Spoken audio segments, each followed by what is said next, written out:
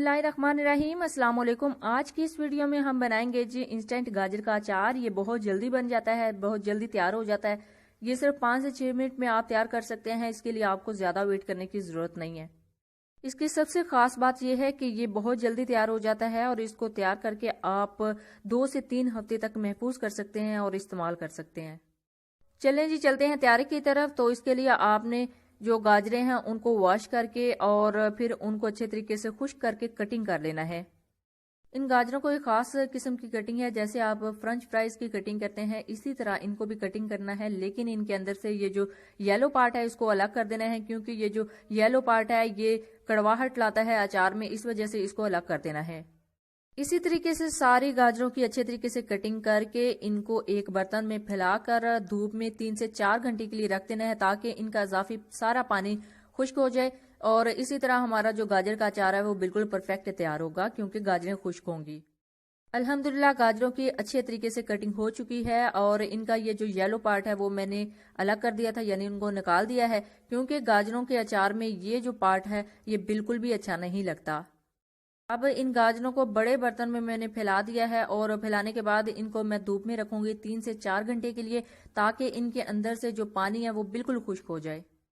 अल्हम्दुलिल्लाह 3 से 4 घंटे के बाद हमारी जो गाजरें हैं वो बिल्कुल खुश्क हो चुकी हैं, यानी इनके अंदर से जो पानी था एक्स्ट्रा वो खुश्क हो चुका है। अब चलते हैं अचार की तैयारी की तरफ। जो चीज़ें चाहिए सबसे पहले वो नोट कर लें। इसके लिए मैंने लिया है 1 टेबल स्पून कलवंजी और इसके साथ लिया है 1 टेबल स्पून सफ़ेद ज़ीरा। सफ़ेद ज़ीरा के बाद लिया है जी 1 टीस्पून राई, ये ब्राउन कलर में होती है या ब्लैक कलर में आपको मिलेगी। इसके साथ लिया है 1 टेबल स्पून सौंफ, इसके साथ लिया है 1 टेबल स्पून मेथी दाना और इसके अलावा इसके अंदर जाएगा 1 टीस्पून हल्दी, 1 टेबल स्पून सुरख मिर्च और 1 टेबल स्पून नमक। आप अपनी गाजरों की क्वांटिटी के हिसाब से इनको कम और ज़्यादा कर सकते हैं। और सफ़ेद सिरका इसके अंदर जाएगा और 1 कप तकरीबन 1 कप सरसों का ऑयल।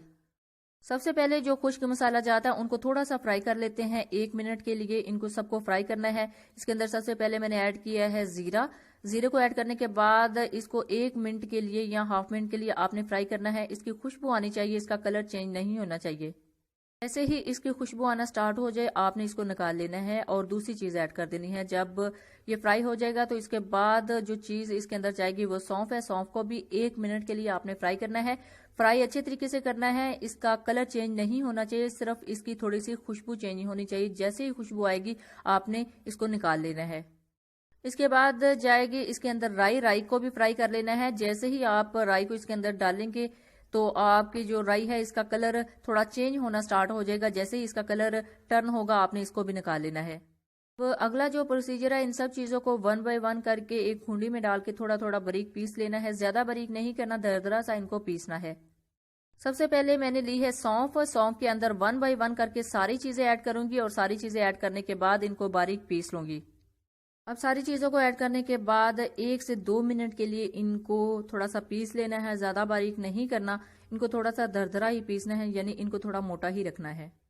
जैसे ही पीसते जाएंगे इनकी खुशबू और ज़्यादा आपको फील होगी, यानी जैसे ही आपने इनको फ्राई किया है इनकी खुशबू डबल हो गई है और इनकी यही खुशबू इस अचार में बहुत अच्छी आपको लगेगी। अल्हम्दुलिल्लाह हमारा जो मसाला है जितनी हमें क्वांटिटी में बारीक चाहिए था वो हो गया है। अब चलते हैं अचार की तैयारी की तरफ। तो उसके लिए मैंने एक कढ़ाई ली है, उसके अंदर 1 कप जो ऑयल है सरसों का ऑयल वो ऐड करना है और इसको 3 से 4 मिनट के लिए तेज फ्लेम पे पकाना है। ज्यादा तेज इसको नहीं पकाना और ज्यादा देर तक इसको नहीं पकाना। इसको पकाने का एक फायदा है कि इसके अंदर जो इसका कच्चापन है वो खत्म हो जाएगा, यानी कड़वाहट भी इसकी खत्म हो जाएगी। फिर इस तेल को 3 से 4 मिनट पकाने के बाद उतार देना है और इसको थोड़ा सा ठंडा कर लेना है। ठंडा करने के बाद अगेन इसको चूल्हे के ऊपर मैंने रख दिया है और इसके अंदर अब जाएंगी जो हमारी गाजरें हैं वो। अचार में जितना ज़्यादा तेल यूज़ होगा उतना ही अचार लंबे अरसे तक रहेगा, लेकिन ये इंस्टेंट अचार है तो इस वजह से मैंने 1 किलो गाजरों में 1 कप ऑयल ही यूज़ किया है। अब इनको अच्छे तरीके से मिक्स करना है और इसको दरमियानी आंच पे 4 से 5 मिनट तक पकाना है। ये इंस्टेंट अचार है तो इसी वजह से इनको मैं फ्राई कर रही हूँ। अगर आपने दूसरे तरीके से अचार बनाना हो तो इन्हीं गाजरों में 1 टीस्पून हल्दी और 1 टेबल स्पून नमक डालकर उनको 2 दिन के लिए रख देना था। 2 दिन बाद इसके अंदर जो पानी था उनको अलग कर लेना था और इन्हीं गाजरों को 1 दिन के लिए धूप में सुखाना था। धूप में अच्छी तरीके से खुश्क करने के बाद दूसरे मसाला जात ऐड करके फिर इसके अंदर ऑयल ऐड करना था और एक कंटेनर में इनको डाल के 7 से 8 दिन का वेट फिर भी करना पड़ना था और उसके बाद इन्होंने सॉफ्ट होना था, यानी अचार की असल शक्ल में आना था।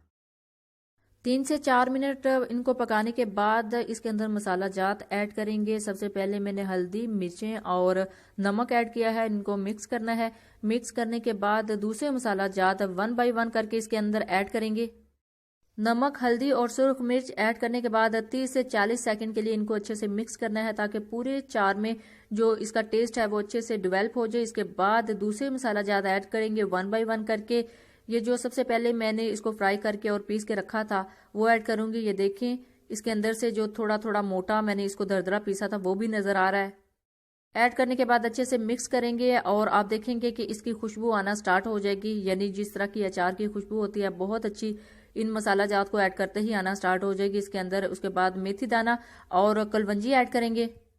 सबसे पहले इन सारे मसाला जात को अच्छे तरीके से मिक्स करना है और मिक्स करने के बाद इसको 1 से 2 मिनट और पकाना है, यानी 3 से 4 मिनट ऑलरेडी हम पका चुके हैं, तो 1 से 2 मिनट इन मसाला जात में पकाना है ताकि इसका सबका टेस्ट इसके अंदर आए। और इसके बाद लास्ट में आपने 2 से 3 टेबल स्पून सफ़ेद सिरका इसके अंदर ऐड करना है। सफ़ेद सिरका ऐड करने के बाद इसको मजीद 1 मिनट के लिए पका के इसको मिक्स करके फिर हम चूल्हे से उतार देंगे।